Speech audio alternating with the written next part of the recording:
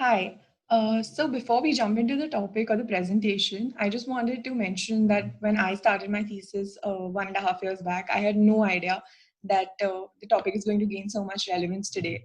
So I just wanted to make sure that it's understood that there's a difference between physical isolation, which is what is being done because of COVID, and social isolation, which is a mental objective state or a condition which may occur due to loneliness, depression, or alienation, as one suggests. So, saying that, let's dive right into the presentation. Good morning. My name is Shreya Jaswal, and I will be presenting my thesis titled Prevention of Social Isolation in Urban Youth Architecting Interactions in Student Housing at Mumbai University Kalina campus. So, I will be taking you through the presentation through four parts, which is understanding social isolation, the architectural study, followed by the design intervention, and the architectural representation and detailing. So let us begin by asking ourselves, what is social isolation? Social isolation can be defined as an objective state of being where one lacks engagement with oneself and the community around them.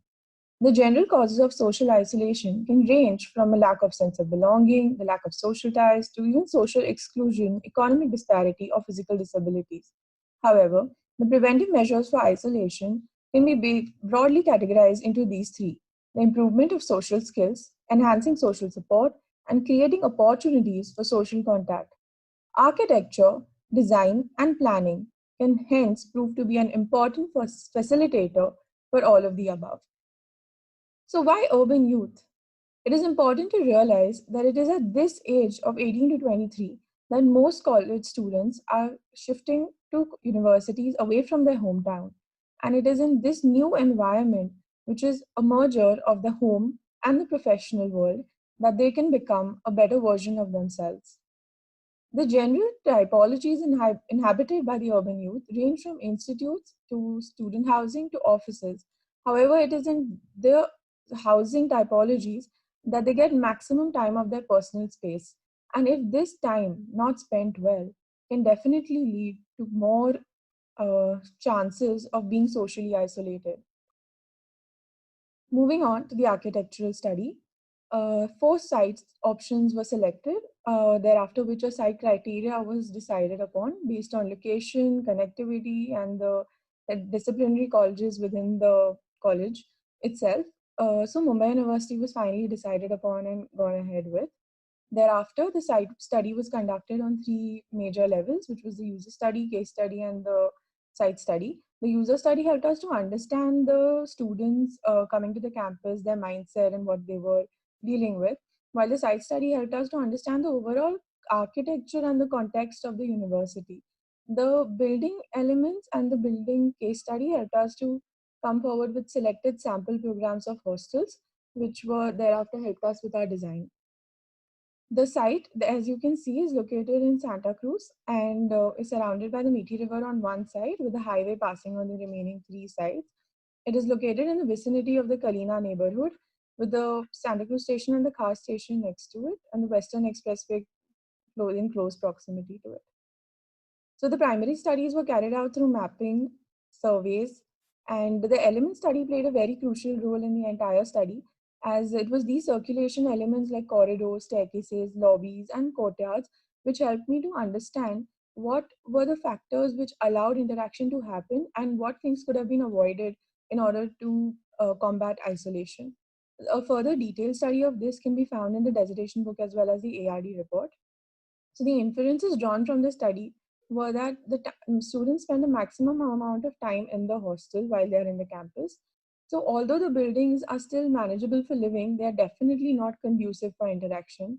And the campus, even though located in the bustling neighborhood of Kalina, is completely disconnected from the city. So all of the above mentioned facts can therefore lead the student to being at a higher risk of facing isolation. So we come to the conclusion: an all inclusive residential building within a university campus should facilitate positive interaction to help the urban youth combat social isolation. The hypothesis, however, had to be modified as and when I understood that the core function of the hostel is to allow the students to have a smooth transition from teenage to adulthood and also cater to inclusivity for all the students coming from different backgrounds. Therefore, The hypothesis was reframed as an all-inclusive residential building within a university campus, while being a platform for smooth transition from teenage to adulthood, should also facilitate positive interactions among urban youth to help combat social isolation. Thus, it was understood that while the program was majorly run through by smooth transitions, it had an additional layer or a lens of social isolation through which it was looked upon. So, moving on to the design intervention, it was understood that most hostel buildings or student housing buildings comprise only of residential facilities. However, the conventional typology has been broken, and 50% of the unit is living, while the remaining 25% is equally divided between the learning and the leisure. So this can be seen by use of residential units, workshops, co-working spaces, viewing decks, and activity zones among the various other programs listed here. At the same time, the layer of isolation had to be combated, which could be achieved through interaction at four different levels, which was interaction with self, interaction with people, interaction with nature, and interaction with the built around us. This could be achieved through the mentioned design goals and objectives.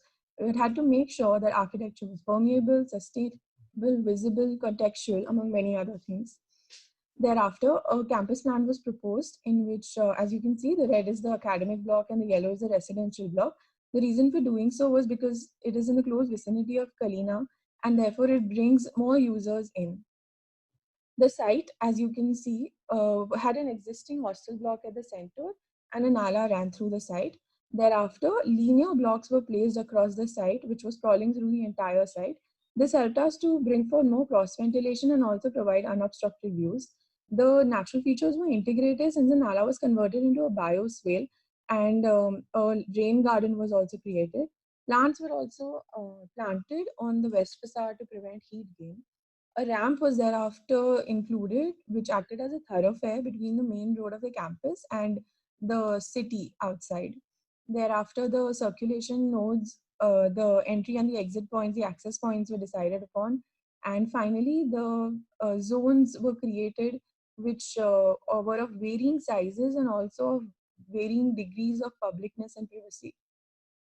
So in the 3D zoning, one can clearly understand that majority of the ground floor functions are public functions, and the residential units which start from the first floor onwards are completely private zones. The circulation has been equally divided in both the wings, and the ramp acts as a thoroughfare as earlier mentioned, which takes you through the site. The context map here shows us how a part of this campus has been used as a public park, and it is basically being used as an incentive to bring in users or the citizens of the neighborhood itself. A workshop studio has been provided towards this edge since it also doubles up as a tuition facility, which can be provided to the faculty's children as well as the students in the neighborhood of Kalina. This zone becomes a semi-public zone, which further promotes interaction between the faculties and the students residing in the hostel. While a student-run cafeteria and a general store on the ground floor helps to bring in more public, and this acts as a resting or a pause point, which becomes a important factor for the lower economic groups as well. Therefore, the entire site gets divided into this public, semi-private, private, and a semi-public zone. The ground floor, as we can see, is majorly a public zone, and therefore it has been made sure that all the rooms either open up into outdoor spaces or into private courts in and around the space. The biosphere has been integrated in with the design, and therefore it forms an important part of the ground floor design campus itself. The rooms also such that they make sure that they're always inside and outside facing. As we come to the first floor, we realize that now we start with the residential or the private units in the hostel. However, the ramp which brings you up to the first floor becomes the roof for the residential below. The residential below basically caters to the guest rooms and the physically disabled, since that would have been easier to access for them. So the ramp goes under the central spine and thereafter bifurcates into two. The corridors have a courtyard, as you can see, which allows for a visual connect not only between two units, but also vertically between the floors, as one can see. And the common toilet acts centrally between the wings, so it's easily accessible to all. So now the three units which have been defined as the two sharing, four sharing, and the dormitories. So the two sharing, as we can understand, are basically three zones. The first and the second zone are almost completely private zones, while the third is a common room which can basically open up into the corridor. And it has a versatility of being used as a single unit room, as a double sharing room, or even opening up two units side by side completely and making it into one long unit and using it thereafter however they want it. The four sharing room as an open plan and a levels have been used to distinct between the study zone and the sleeping zone. The levels also have to allow the residents to use the space as per their requirement, which makes it even more versatile and fun. Moving on to the dormitories, which is shared by 14 students, it behaves as a community space while still allowing for smaller groups of threes and fours to be formed within the unit itself. So basically, the students will understand that even though they're coming from different backgrounds, they learn how to live together as a community, which is a great interpersonal learning at this stage. So the central spine, as I mentioned earlier, is the focal point of the entire unit of the hostel block, and it is a culmination of various activities and pause points. So the four major elements which have been used to make the central spine are the staircases, vertical surfaces like the columns and the walls, horizontal surfaces which behave as the floors and the roofs, and finally the railings which behave as railings which prevent you from moving somewhere, or as planter beds which provide you a green connect. The best part about it is that it is a circulation space which takes you from one floor onto the terrace which is open to air. And while doing this, you encounter a lot of spaces which start behaving as your pause points and also as places for not just chance encounters to happen, but also manifested interactions can happen over here. So the fourth floor, as I mentioned over here, is connected to the open terrace through the corridors, and one is able to see all the units put together, the two sharing units, the four sharing units at the end of the corridor, and the dormitories at the extreme end of this wing, while even breakout spaces like terraces and coffee lounges have been provided on either side of the wing. So the sections, as one can see, the rain garden becomes an extremely in fun outdoor recreational space for the entire hostel community. While over here, as I was mentioning, the 16 sharing of the dormitory has a double-heighted common area, while the rooms are smaller in height. So this provides like a cozy feeling to them and works well together since they always have a visual contact with one another. The four sharing, as you can see over here, has those levels and an interesting feature of looking into one another. The units, even though are outward facing, have a lot of exuberance and life on the inside, and this has been created because of the staircases and the ramp which is running through the side. So over here one can clearly see the central spine, and on the ground floor you have the bioswale, above which you have the cycling or the walking ramp, and after which the central spine starts. And basically it is a culmination of a lot of enclosed and semi-open and open spaces, which makes the entire space really lively. Finally, you can see in this section how the ground floor is almost completely transparent and movable or permeable, while in contrast to the above floors, which are nearly enclosed. So the elevations, as one can see, provide a good contrast and a good balance between those closed, enclosed, and semi-open spaces. And they also add a sense of dynamism because of the windows which run all throughout the elevation. So taking in a zoomed in elevation, we are able to explain how the different layers are functioning over here. So the first layer, as you can see, is the planter bed, which is catered to and watered by the downtake pipes. Sorry, just one second. Yeah. So the downtake pipes take the water down from the terrace into the ground and seepage is collected in the rain garden, while the yellow pipes provide water to the planter bed over here.